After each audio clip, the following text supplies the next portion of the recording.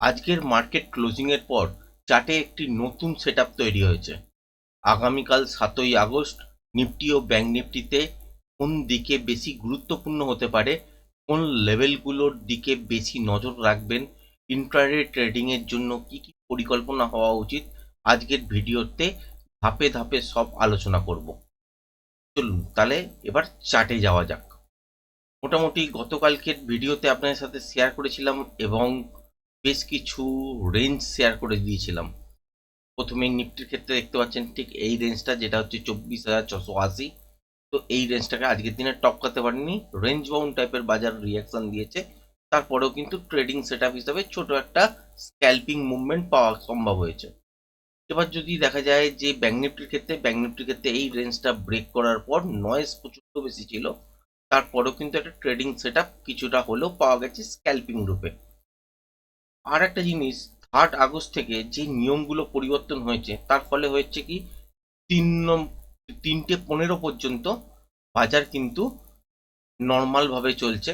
এখানে যেমন নয়েজ তৈরি করা সেরকম ভাবেই হচ্ছে, কিন্তু 3:15 পর থেকে 3:25 যে লাস্ট ক্যান্ডেলটা 3:30 জন্য তৈরি হচ্ছে, সেখানে কিন্তু বড় বড় মুভমেন্ট দেখছিলাম। ক্রমাগত এই 3 আগস্ট থেকে লক্ষ্য করে দেখেন, তাহলে হচ্ছে আজকের দিনের লাস্ট ক্যান্ডেলটা কিন্তু ছোট। আগের যে মার্কেটের যে মধ্যে বড় বড় ক্যান্ডেলগুলো হচ্ছিল, এর ফলে যেটা প্রবলেম হচ্ছিল সেটা হচ্ছে ক্যালকুলেশন করতে কিন্তু অসুবিধা হচ্ছিল, মনে হচ্ছিল যেন 60টা বাজার। যাই হোক, এই রেঞ্জটা কমেছে, সেই জন্যই বলেছিলাম যে 1-2 সপ্তাহ পুরোপুরি দেখতে হবে মার্কেট রিয়াকশন কিরকম নিচ্ছে, সেইটা বুঝতে হবে। তারপরে কিন্তু ট্রেডিং সেট আপ পরের দিনের জন্য অ্যানালিসিস ঠিকঠাকভাবে হবে। যেখানে আমরা দেখছি প্রত্যেকটা ক্লোজিং প্লাসে, এরকম তো মাইনাসেও হতে পারে। এখনো পর্যন্ত কিন্তু মাইনাসে কিরকম ক্লোজিং হয় সেটা কিন্তু আমরা দেখিনি।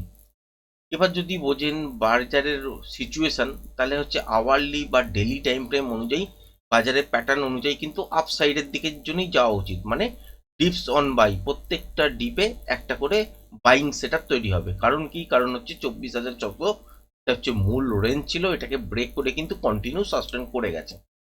এবার যদি বাজারে খেয়াল করে দেখেন, তো বাজারের মধ্যে সিচুয়েশন কি হয়েছে, ওপরের দিকে 24,680, আর তলার দিকে এই মুহূর্তে যে রেঞ্জটা বানিয়েছে সেটা হচ্ছে 24,600 আশপাশে। মানে আমি এই রেঞ্জটাকে একটুখানি মডিফাই করে দিলাম আজকের দিনের জন্য।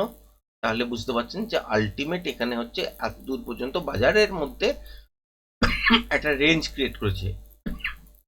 এর মধ্যেই যদি দেখা যায় যে গ্যাপ আপে খুলেছে কিন্তু এই রেঞ্জটাকে টপকে সাস্টেন করতে পারেনি, তাহলে এখান থেকে লুপ তৈরি করে তলার দিকের জন্য পড়বে। আবার ছোটখাটো গ্যাপ ডাউনে হয়েছে কিন্তু এই রেঞ্জটাকে আর ব্রেক করতে পারেনি, বা সামান্য ব্রেক করেছে কিন্তু কন্টিনিউ সাস্টেন করছে এই রেঞ্জটার মধ্যে।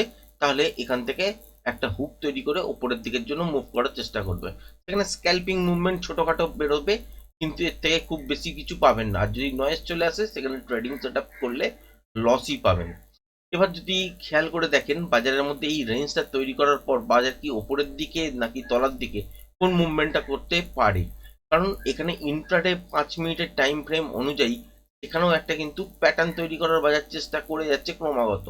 সেটা হচ্ছে আপ সাইডের দিকের জন্য যদি মুভমেন্ট দেখেন, তাহলে হচ্ছে 24,480 এর উপরে 780 পর্যন্ত একটা মুভমেন্ট কিন্তু কন্টিনিউ হতে পারে। এবং তারপরে হচ্ছে যতক্ষণ মোমেন্টাম থাকবে, বা যদি এই সব রেঞ্জের কাছাকাছি এসে কন্টিনিউশন প্যাটার্ন তৈরি হয় 5 মিনিটের টাইম ফ্রেম অনুযায়ী, তাহলে এখান থেকে আপসাইডের দিকের জন্য যাবে।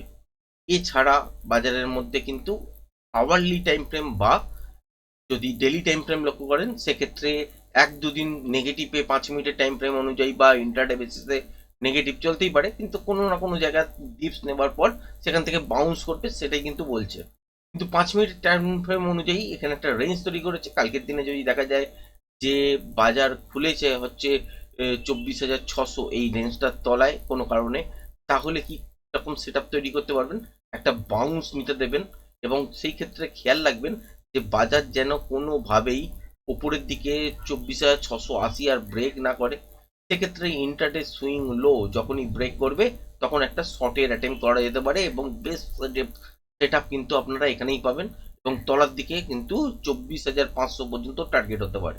এটা যদি ফার্স্ট হাফের মধ্যেই কমপ্লিট হয়ে যায়, তাহলে কি হবে, এখানে কন্টিনিউশন প্যাটার্ন তৈরি হচ্ছে কিনা সেটা দেখুন। যদি কন্টিনিউশন প্যাটার্ন তৈরি হয়, তাহলে এখান থেকে আবারও কিন্তু শর্ট হবে এবং তলার দিকে মুভমেন্ট কিন্তু আসতে থাকবে এবং সেক্ষেত্রে ইন্টারডে ফ্রেশ প্রাইজেকশন অনুযায়ী আপনারা যদি প্যাটার্ন দেখেন, যেরকম ফরমেশন তৈরি করবে সেই অনুযায়ী প্রজেকশন লেভেল ড্র হবে। প্রজেকশন লেভেল ড্র হওয়ার পর সেখানে কিন্তু পিআরজেড লেভেল আসবে, সেটাই কিন্তু অ্যাকচুয়াল টার্গেট। এখানে আমি যে টার্গেটগুলো দেখিয়েছি সেগুলো হচ্ছে ইন্ট্রাডে সুইং লো আর সুইং হাইয়ের ওপর, যেটা বর্তমানে আগামীকালকে যখন মার্কেট ওপেনিং হবে এবং প্রথম সুইং করবে তার জন্য ইম্পর্টেন্ট। কিন্তু যখন ইন্ট্রাডে বেসিসে প্যাটার্ন তৈরি হবে তখন কিন্তু প্রজেকশন লেভেল আপনাকে ড্র করতেই হবে, তবেই আপনি কিন্তু এখান থেকে 24,432 এই পর্যন্ত দেখবেন নাকি আরো তলা পর্যন্ত দেখবেন, সেটা কিন্তু কন্টিনিউশন প্যাটার্ন তৈরি হলে তবেই আসবে, আদারওয়াইজ কিন্তু আসবে না। এবার মর্নিং এর দিকে কি সেট হতে পারে, এক হতে পারে 24,600 এই রেঞ্জটাকে ব্রেক করে কন্টিনিউ যদি সাস্টেন করে যায় বাউন্স নিতেই পারে, কিন্তু খেয়াল রাখবেন যে 24,680 যেন না ব্রেক করে, সেক্ষেত্রে ইন্টারডে সুইং ব্রেক করলে শর্টের অ্যাটেম্প করা যেতে পারে এবং তলার দিকে হচ্ছে 24,500 কাছাকাছি পর্যন্ত টার্গেট পাওয়া যেতে পারে। হ্যাঁ, হতে পারে যে 24,500 এই জায়গাটা ব্রেক করেও 24,480 এলো, সেটাও কিন্তু পসিবল। এবার যদি এটা ফার্স্ট হাফে হয়ে যায়, সেকেন্ড হাফের জন্য কিরকম ট্রেডিং সেট তৈরি হচ্ছে বা প্যাটার্ন তৈরি হচ্ছে সেটা দেখতে হবে, তার উপর ডিপেন্ড করে কিন্তু নেক্সট ট্রেড প্ল্যান হবে, তার আগে কিন্তু হবে না।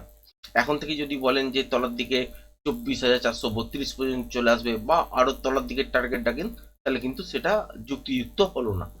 এবার যদি ওপরের দিকের খেয়াল করেন, যদি কোনো কারণে দেখি যে বাজার গ্যাপ আপ হয়েছে 24,680 এই রেঞ্জটার উপরেই হয়েছে, তাহলে তলার দিকের জন্য ডিপ নিতেই পারে, গ্যাপ আপের পর তলার দিকের জন্য ডিপ নিতেই পারে। কিন্তু খেয়াল কি রাখতে হবে, তলার দিকে 23,600 কোনোভাবেই যেন আর ব্রেক না করে সাস্টেন করে। হ্যাঁ, হতে পারে তলার দিকে ডিপ নিল আবার ওপরে গিয়ে কন্টিনিউ সাস্টেন করতে শুরু করছে, তাহলে সুইং হাই যদি ইন্টারডেতে ব্রেক করে সেক্ষেত্রে 24,780 পর্যন্ত একটা মুভমেন্ট, স্ক্যাল্পিং মুভমেন্ট মর্নিং এর দিকেই পেয়ে যাবেন। এরপর যদি বাজারকে উপরের দিকে যেতে হয়, সেই আপনাকে ইন্টারডে ফ্রেশ প্রাইস অ্যাকশন অনুযায়ী প্যাটার্ন দেখতে হবে, কোন প্যাটার্ন হচ্ছে সেটাকে আইডেন্টিফাই করতে হবে। তারপর যদি কন্টিনিউশন প্যাটার্নের দিকে হয় সেই অনুযায়ী প্রজেকশন লেভেল ড্র করতে হবে, তবেই কিন্তু বাদবাকি মুভটা আপসাইডের দিকের জন্য যাবে। যদিও ডেইলি টাইম ফ্রেম এবং আওয়ারলি টাইম ফ্রেম অনুযায়ী আপসাইডের দিকের জন্য মুভমেন্টই কিন্তু দেখাচ্ছে, কিন্তু ইন্টারডে বেসিসে যদি গ্যাপ ডাউন খুলে যায় তাহলে কিন্তু একটা শর্টের পজিশন তৈরি হবে এবং স্ক্যাল্পিং মুভমেন্ট হিসাবেই আসবে। আশা করি বোঝাতে পারলাম। আর বাদ বাকি মুভমেন্ট আমি নিয়ে কথা বলছি না, কারণ হচ্ছে 24,780 ওপরে যদি কন্টিনিউশন প্যাটার্ন এখানে তৈরি হয় তবেই ওপরে যাবে, এখানে রিভার্সাল প্যাটার্ন হলে আবার তলার দিকের জন্য নেমে আসবে। ঠিক তেমনি তলার দিকে গ্যাপ ডাউনে খোলার পর উপরের দিকে বাউন্স নিয়েছে কিন্তু 24,680 ব্রেক করতে পারেনি, সেক্ষেত্রে ইন্টারডে সুইং লো ব্রেক করলে তলার দিকে 24,500 480 এইসব জায়গার কাছাকাছি চলে আসতে পারে। এরপর যদি দেখা যায় যে মর্নিং সেট আপের মধ্যেই জায়গাটা কমপ্লিট করে ফেলেছে, প্যাটার্ন ওয়াইজ একটা কন্টিনিউশন প্যাটার্ন তৈরি হয়েছে, তবেই কিন্তু নিচে আসবে। যদি এখানে রিভার্সাল প্যাটার্ন তৈরি করে তাহলে এখান থেকে আবার মুভটা আপসাইডের দিকের জন্য ঘুরে যাবে। ব্যাঙ্ক নিফটির ক্ষেত্রেও হচ্ছে সিচুয়েশন সেই রকমই, মোটামুটি এই রেঞ্জটাকে ব্রেক করে অলরেডি সাস্টেন করছে, বুঝতে পারছেন 5 মিনিটের ফ্রেম অনুযায়ী এখান থেকে আপসাইডের দিকের জন্য যেতেই পারে।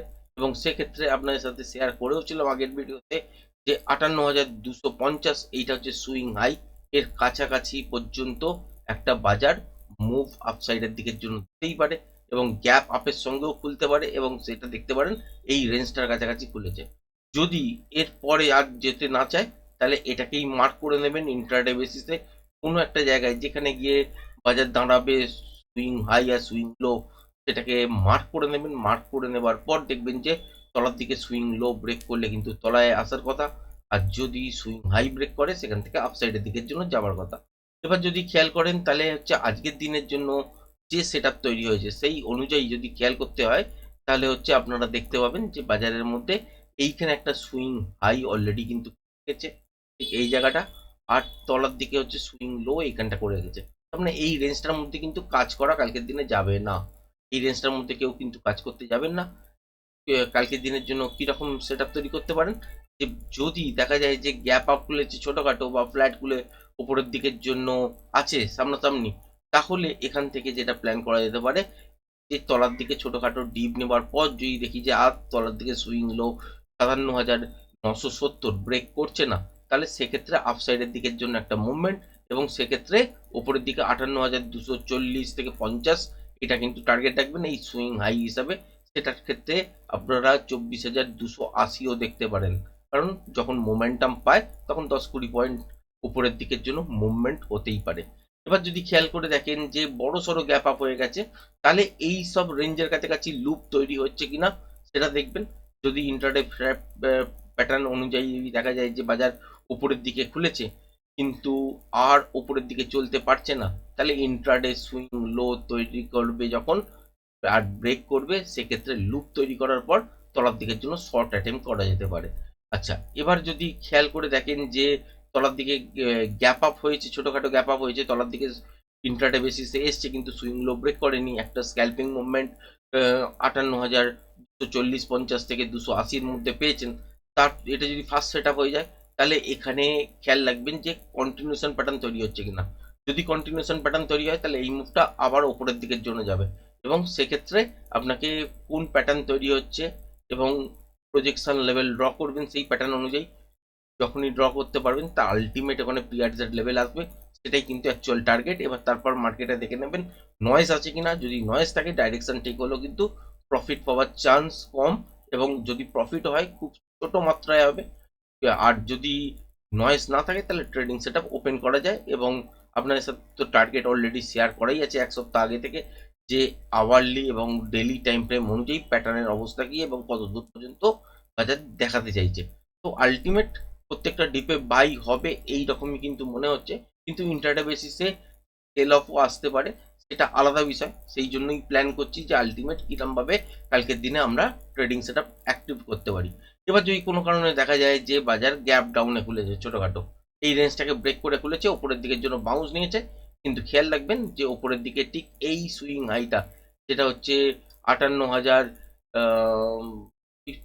60-65, ঠিক এই জায়গাটার কাছাকাছি পর্যন্ত 72, অ্যাকচুয়ালি 72, এই জায়গাটার কাছাকাছি পর্যন্ত উপরের দিকে যেতেই পারে, কিন্তু আলটিমেট ব্রেক করেনি, কাছাকাছি পর্যন্ত গেছে, তারপর তলার দিকের জন্য নেমে এসছে, আবার উপরে ট্রাই করেছে কিন্তু যেতে পারেনি। তাহলে এখান থেকে ইন্ট্রাডে সুইং লো যখন ব্রেক করবে সেক্ষেত্রে একটা শর্ট অ্যাটেম্প হতে পারে, এবং কত দূর পর্যন্ত হতে পারে এইটা হচ্ছে ঠিক এই সুইং লোটা দেখতে পাচ্ছেন, এইটা পর্যন্ত আমি টার্গেট রাখছি, যেটা হচ্ছে 57,720। আর এরপরও যদি মোমেন্টাম থাকে তাহলে ট্রেডটাকে হোল্ড করতে পারেন যতক্ষণ মোমেন্টাম থাকবে মর্নিং এর দিকটা। তারপরে যদি দেখেন যে এই সব জোনের কাছাকাছি বাজার থমকে দাঁড়িয়ে গেছে, বা ঠিক এই সব জোনের কাছাকাছি থমকে দাঁড়িয়ে গেছে, এবার দেখুন যে প্যাটার্ন কি তৈরি হচ্ছে। যদি কন্টিনিউশন প্যাটার্ন এইসব জায়গায় তৈরি হয় বা এইসব জায়গায় তৈরি হয়, তাহলে এখান থেকে আবারও মুভটা তলার দিকের জন্য আসবে, এবং সেক্ষেত্রে ইন্ট্রাডে ফ্রেশ প্রাইস অ্যাকশন দেখার পরই কোন ধরনের প্যাটার্ন তৈরি হচ্ছে, রিভার্সাল প্যাটার্ন নাকি কন্টিনিউশন প্যাটার্ন সেটা দেখতে হবে। তারপরে কোন প্যাটার্ন অনুযায়ী কীরকম প্রজেকশন লেভেল আপনাকে ড্র করতে হবে সেটা জানতে হবে। তারপর হচ্ছে সেই প্যাটার্ন অনুযায়ী পিআরজেড লেভেলও সেট করতে হবে, তারপরে কিন্তু অ্যাকচুয়ালি টার্গেট আপনি দেখতে পাবেন এবং সেই অনুযায়ী ট্রেড হবে। যদি কোনো কারণে দেখেন যে ফার্স্ট মুভটা তলার দিকের জন্য এসছে কিন্তু এইসব জোনের কাছাকাছি এসে গেছে, তারপর দেখলেন যে একটা কন্টিনিউশন প্যাটার্ন তৈরি হয়েছে, তারপর দেখতে পাবেন যে এই সুইং লোটা ব্রেক করলে আবারও তলার দিকের জন্য মুভ করেছে। আর যদি দেখেন যে মর্নিং এর দিকেই গ্যাপ ডাউনে খুলেছে, তারপর উপরে চেস করার চেষ্টা করেছে, উপরের দিকে 58,000 ওই 70-72-80 আর ব্রেক করতে পারেনি, সুইং লো ব্রেক করেছে, সেক্ষেত্রে এবার তলার দিকের জন্য যদি আসে এইসব জোনের কাছাকাছি এসে ফার্স্ট দাঁড়ায়, তাহলে এটাই প্রথম ফার্স্ট রেট হবে, মোমেন্টাম যতক্ষণ থাকবে। তারপরে এইসব জোনটাকে যদি ব্রেক করে আরো তলার দিকে আসতে হয় তাহলে কন্টিনিউশন প্যাটার্ন তৈরি করতে হবে। আদারওয়াইজ এই জোনের কাছাকাছি 57,720 বা তলার দিকে হচ্ছে 57,470, এর কাছাকাছি কোন একটা জায়গায় রিভার্সাল প্যাটার্ন দেখবেন, সেখান থেকে আবারও মুভটা আপসাইডের দিকের জন্য ঘুরে যেতে পারে। আশা করি বোঝাতে পারলাম যে অ্যাকচুয়াল সিচুয়েশন কি, আর সেই অনুযায়ী ট্রেডিং সেট আপ কীভাবে আপনারা করতে পারেন। কারণ গ্যাপ আপ বা গ্যাপ ডাউন নর্মালি কিন্তু কেউ বলতে পারে না যে গ্যাপ আপ হবে নাকি গ্যাপ ডাউন হবে। হ্যাঁ, ম্যাক্সিমাম টাইম বলা যেতে পারে, কিন্তু এই মুহূর্তে তো সিচুয়েশনটা একটু আলাদা, যেখানে আপনি প্রেডিক্ট করতে পারবেন না কোনো একটা নিউজের নেগেটিভ বা পজিটিভ। নিউজের ক্ষেত্রে পজিটিভ হলে আপসাইডের দিকের জন্য, নেগেটিভ হলে তলার দিকের জন্য, এইরকম টাইপের মুভমেন্ট হচ্ছে। তার সঙ্গে সঙ্গে 3:15 থেকে 3:30 এইটা একটা নতুন ঝামেলা বাজার তৈরি করেছে, এগুলোকে দেখার পরেই কিন্তু আপনি বাদ বাকি ডিসিশন নিতে পারবেন, এবং ইন্ট্রাডে ফ্রেশ প্রাইস অ্যাকশনের ওপরেই কিন্তু ভরসা রেখে আপনাকে ট্রেড করতে হবে। কারণ হচ্ছে বাজারের মধ্যে যতক্ষণ না এই সিচুয়েশনগুলোকে ঠিকঠাক রিড করা যাচ্ছে ততক্ষণ পর্যন্ত কিন্তু কেউ মানে কোয়ান্টিটি নিয়ে ডেলিভারিতে কাজ করতে যাবেন না, এটা খুব রিস্কের কারণ হতে পারে। তো আজকের ভিডিওটা এই পর্যন্তই রাখলাম, ধন্যবাদ।